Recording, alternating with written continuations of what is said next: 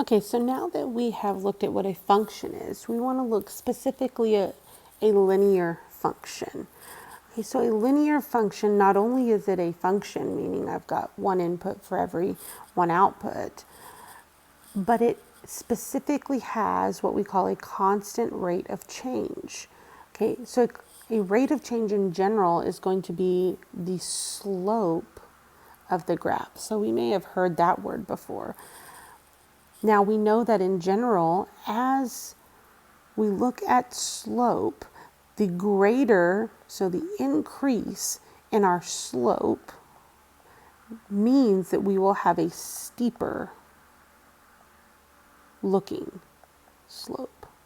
Okay, so as that slope increases, so say I have a slope like this, and then I have a slope like this.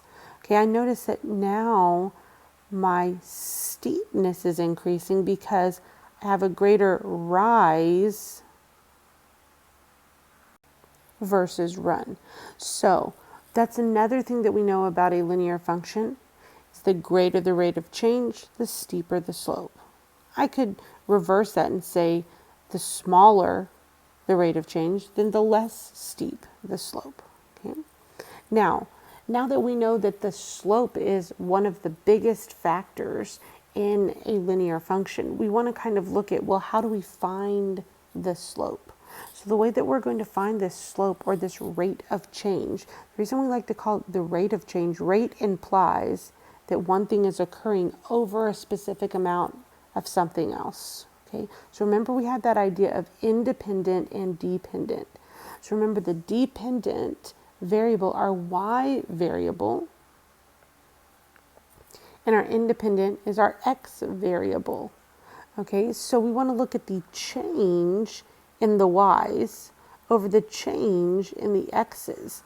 Now, if I say, okay, my value changed from 5 to 7, I would say, oh, it changed by amount of 2.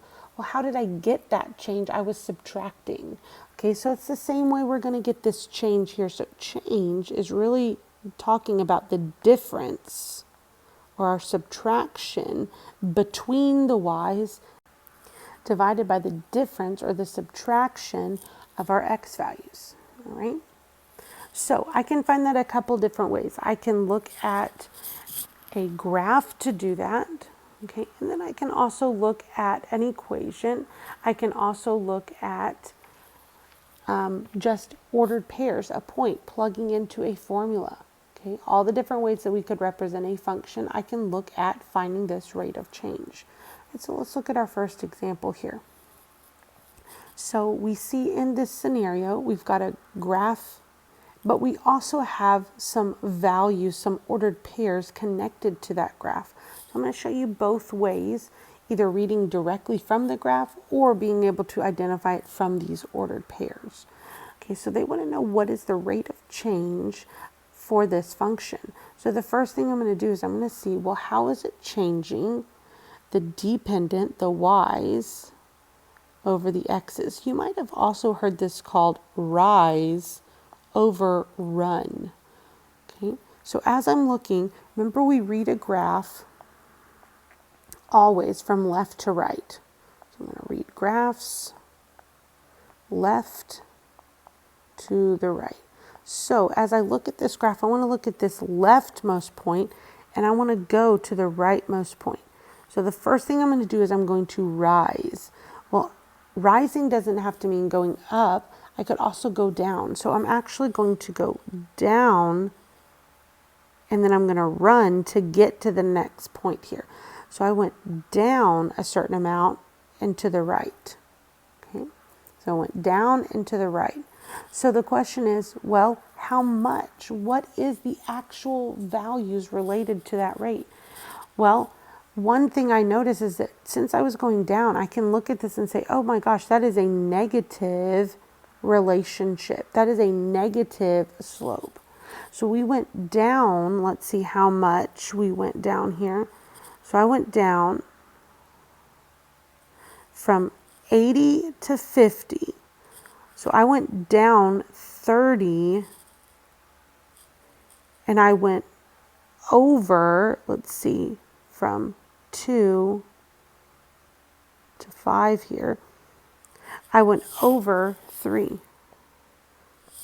So I have a negative 10 for my slope. Now, what does that mean?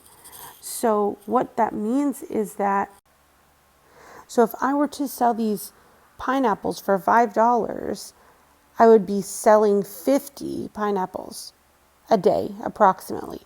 If I were to sell them for $2, I'd be selling approximately 80 pineapples. So what that means is as the price increases by $1, I sell 10 less pineapples. Okay. So as the price increases by $1, only because I reduced. I could say as it increases by $3, I lose 30. I just went ahead and reduced the fraction, but it is up to you. So as the price increases by $1, the demand for pineapples drops or decreases by 10 pineapples. Again, you could have said as the price increases by $3, the demand for pineapples drops by 30 pineapples, whatever you wanted to do there. Okay. So I could do that from a graph, but let's say that I didn't have a graph and all I had was this kind of scenario. So what I could have done is I could have used my points here and I could have said, well, my dependent, my y's, remember, x comma y, so my dependent variable, I start at 80 and I go to 50. I start at $2 for the price and I go to now $5 for the price. Okay, so if I were to divide that out, I would get 30 over negative 3. Now, does it make sense to have a negative $3? No, but it doesn't matter where the negative goes. I just know that I am decreasing. So it would make more sense to have a less demand than a negative dollar. Okay, so when I reduce that and I see just a negative 10, I know that the negative or the decrease is going to go with the pineapples. Okay, so I could just do this straight mathematically with a formula where we would take, and you may have seen this formula before, y2 minus y1 over x2 minus x1. So our slope means we're going to subtract the y's divided by subtracting the x's. So let's look at this in another way here. The same scenario, when we look at this idea of a rate of change rule, all it means is that when we talk about our solution or when we describe this graph, this function, we want to describe it in terms of the dependent variable. We see this a lot in terms of business because typically your dependent variable is, well, what is my profit? My profit is dependent on certain things. So when they talk about their graph or their function, they talk about it in terms of profit or in terms of what we call the dependent variable. So this rate of change rule just means when I describe it, I want to describe it in terms of the dependent variable. So let's look at this graph in terms of that dependent variable. So what is the dependent? Well, my independent is going to be my price. My dependent is going to be the demand. So when we look at that, what that means is the rate of change, I want to describe it in terms of the demand. So let's look at that again. We know that we are going to decrease by 30 pineapples. Okay. So if I'm just looking at that idea of my values here, I would have my 30 over 3, and I'm going to multiply it by that 3. All that's basically going to do is say just keep the dependent variable. Okay, so I'm going to describe this rate of change as I'm going to have 30 less pineapples in demand. In demand. Okay, so it's just another way to express that linear function. Okay, so now what we want to do is we don't have a graph always, so we want to be able to read a scenario and see if we can come up with how to analyze that rate of change. So looking at this example, it says snow accumulates during a storm at a constant rate of 2.5 inches per hour. How much snow will accumulate in the first 5.1 hours? Well, we know that it's going to change 2.5 every hour. So I could just multiply those, just like that last rate of change told us. I can take my rate and multiply it by that independent value. So I'm using that rate of change rule here. So I would get 12.75 inches. All right, so let's look at our next one. Now it wants to know in the first 8.5 hours. So rate of change rule says I'm going to take that rate and I'm going to multiply it by that 8.5. So I get 21.25 inches. So sometimes I want to look at a graph and analyze and find that rate of change and describe it. Sometimes they give me the rate of change and I have to use it to analyze what the next value they want me to find is. Okay. So hopefully now we kind of have a good idea about this slope or this rate of change. But another thing that we could look at when we look at linear functions is the entire function. So not only the slope, how I'm changing, but the entire line. Okay, so when we look at the elements of a linear function, what we want to look at is we want to look at an initial value along with that rate of change. Okay, so hopefully we've seen this before. Y equals mx plus b. In that formula, y equals mx plus b, we see our initial value is going to represent our b. And then we see our m is going to represent that slope or that rate of change. And then our x is going to be the independent variable. Our y is going to be the dependent variable.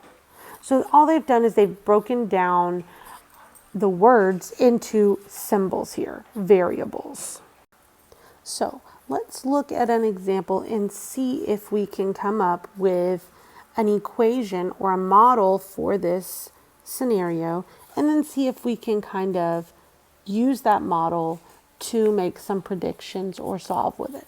Okay, so it says a snow plow has a maximum speed of 55 miles per hour on a dry highway. Its maximum speed decreases by 1.8 miles per hour for every inch of snow on the highway. According to this model, at what snow depth will the snow plow be unable to move? Okay, so we want to kind of figure out what's happening. So we want to first say, okay, well, what is the initial amount here? What is my rate? What is my independent and what is my dependent? So if we think about kind of what's happening, we want to know, okay, well, what's going in and what's coming out? So my independent variable, my input, is going to be the snow depth. Okay, that's what I'm putting into the function. What I'm getting out of the function is the speed that it could go. So depending on how deep the snow is, depends on how fast I can go, right? So if I'm not sure, I can always say the statement out loud. Does the speed depend on the amount of snow, or does the amount of snow depend on the speed? Oh, I'm going 60 miles per hour. There must be, 5 inches of snow. No.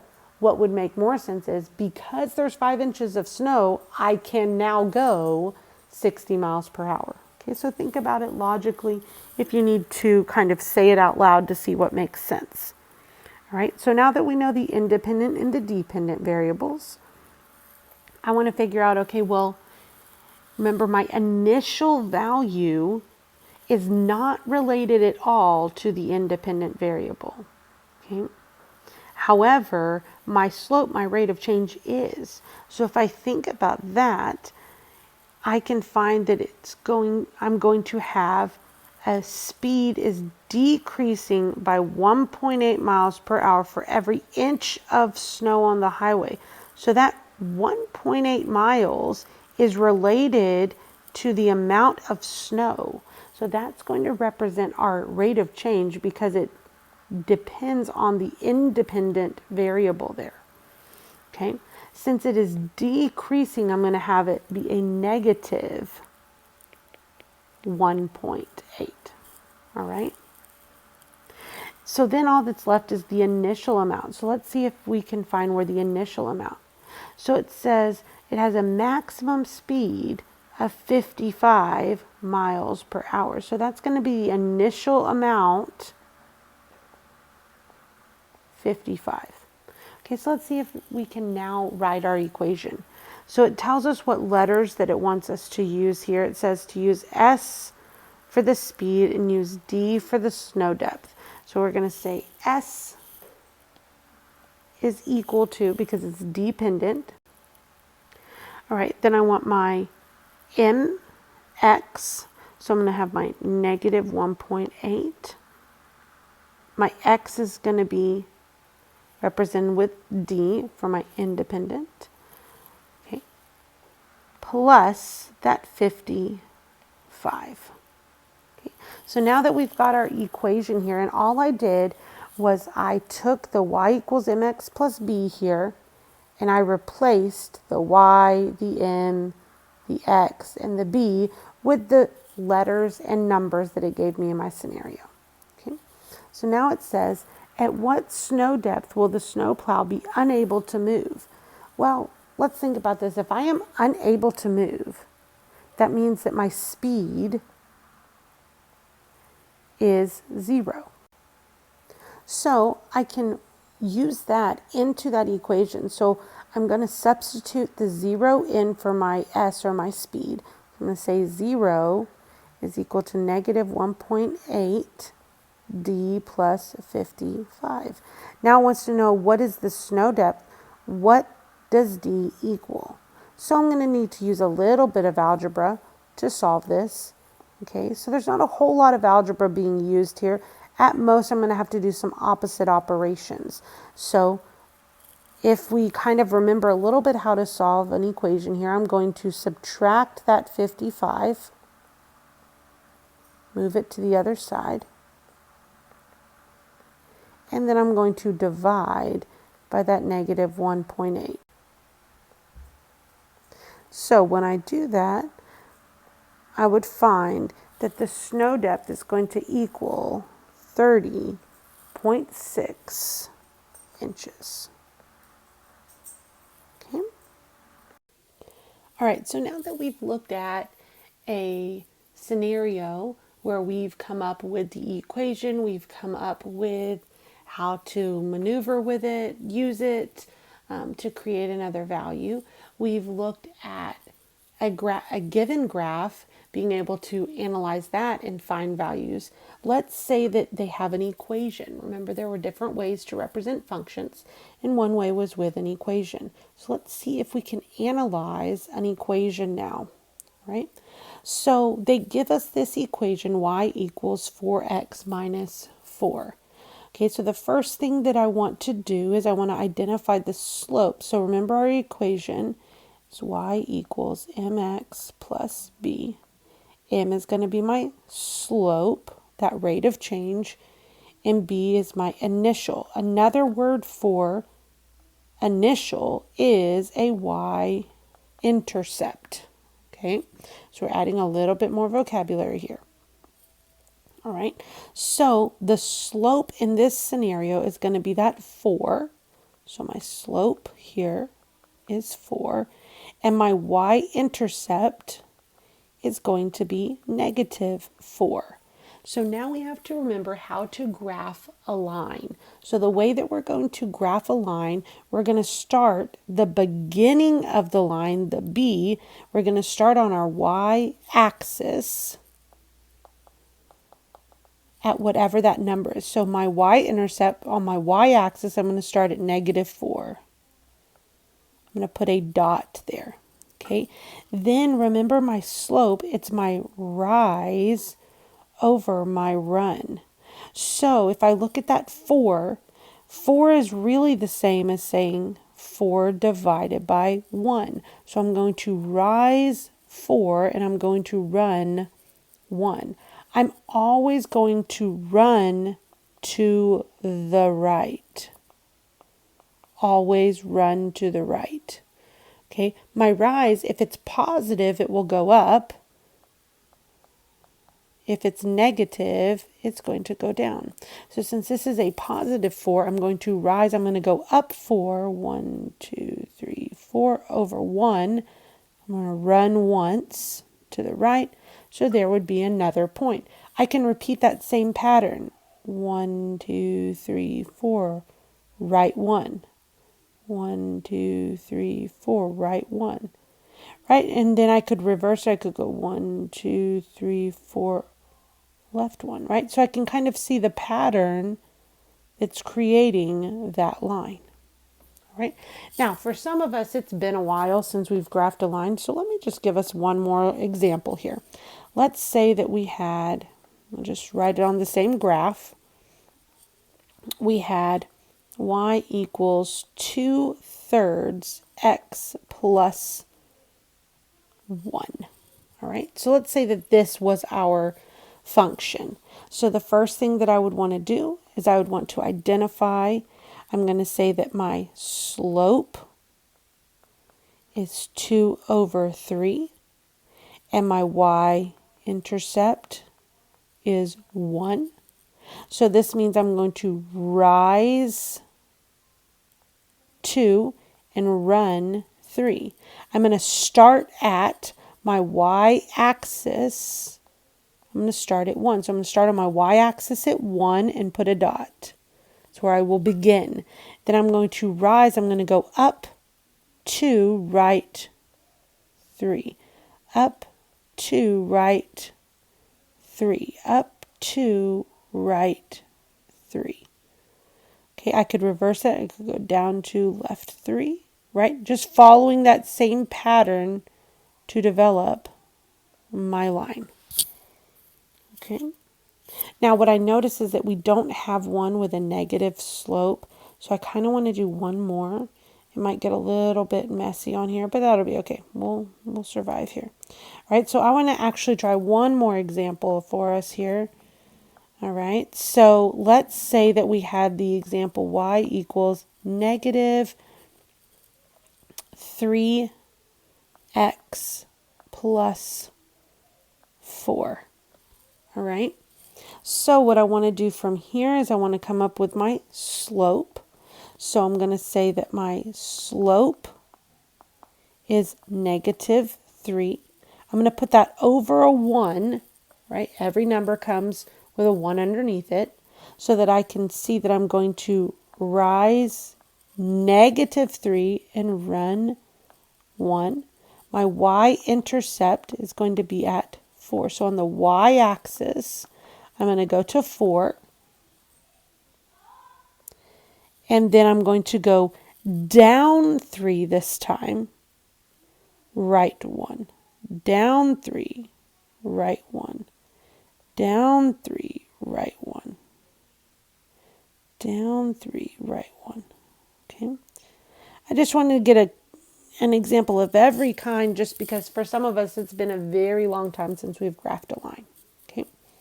So I can represent a linear function by looking at a kind of word problem, a scenario. I could write my own equation.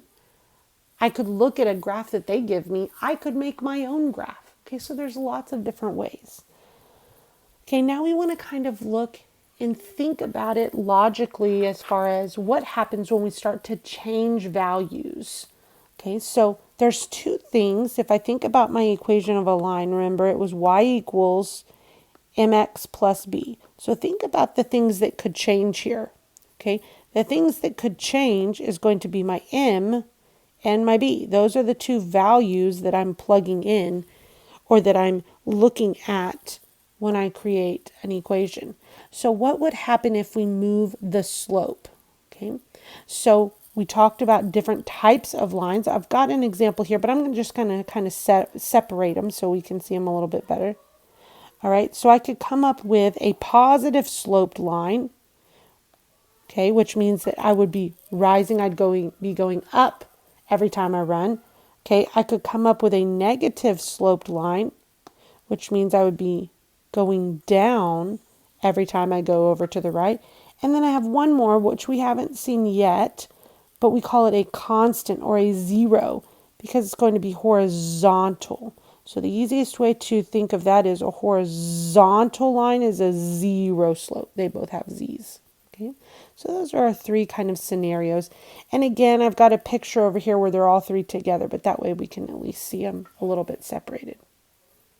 Okay, then the only other variable that could kind of change or fluctuate is going to be that y-intercept. So with our y-intercept really being positive means that we are going to have a y-intercept, remember value on the y-axis, that will be above the x-axis. So it might look something like this. I have a point on the y-axis, it's above. It doesn't matter how that line looks. I could have something like this. I could have it here. As long as that y-intercept point is above the y-axis, then we have a positive y-intercept. Okay. Now, same idea for negative. If we have a negative y-intercept, then we would want to be below the x-axis. So same idea here. As long as that point is below, it doesn't matter what slope we have. I could have a zero slope. I could have a negative slope. I could have a positive slope. As long as the y-intercept is below the x-axis, right? If my y-intercept is 0, then it means that I am going through the origin. Remember, the origin is just the very center of my graph. So I'm going to go right there in the middle. And it doesn't matter what kind of line that I come up, as long as it is going through that point, and that point is going through the origin. Okay. So now we've looked at how could we change those values. We could have a positive slope, a negative slope, a zero slope. Let me go ahead and label those there. We could have a positive y-intercept, a negative y-intercept, and a zero y-intercept. Okay. So all different ways that we could vary what this line might look like.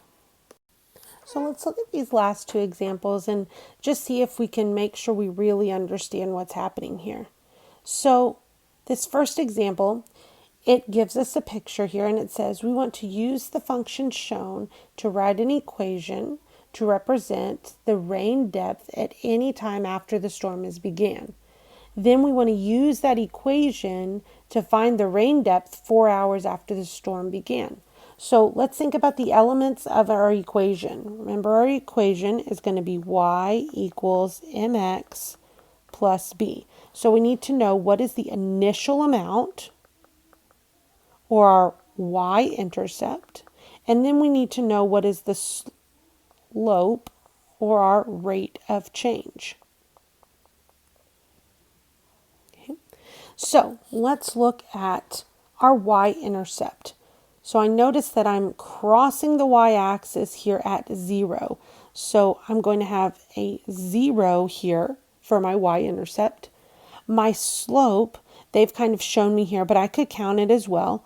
So I notice that as I go over 2 units in time, I'm going up 1 unit. So my rise, I'm going up 1 and I'm going over 2. Okay, so my slope will be 1/2. Okay. Again, they kind of showed it there, but just so we could kind of count it out as well. All right. So now that I've got my equation, I want to come up with what amount of rain depth it would be 4 hours after the storm began. Okay. So what that means is I have to make sure that I remember that my time is the x value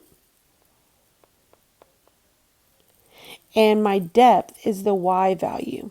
Okay, so they give me an x value of 4, right? Because they tell me it's 4 hours. So what I want to do is I want to go and I want to plug in 1/2 times that 4 plus my 0. And I want to solve for my y. So y is going to equal 2 inches. Okay. Now you're thinking, well, I could have just looked at the graph, and I could have said when my time is 4 hours, my rain depth would be 2. But they asked me to use the equation. And the reason they want me to get used to doing that is because sometimes these numbers aren't going to be nice and pretty. Like here it was exactly at 2. What if it was at like 2.25 and I couldn't really tell? So I can always use that equation to get a really accurate answer. Okay, let's look at this last example. It says until about 1850, humans used so little crude oil that we can call the amount 0, at least in comparison to the amount used since that time. By 1960, humans had used a total of 600 billion cubic meters of oil. Create a linear model that best describes the world's use since 1850. Discuss the validity of the model. Okay, so we want to think about our equation, y equals mx plus b. All right, so again, we want to come up with an initial amount, and we want to come up with a slope or a rate of change. Okay, so looking at this, it says that in 1850, it was about 0, okay, approximately 0, right? So that means my initial amount is going to be 0 here, all right?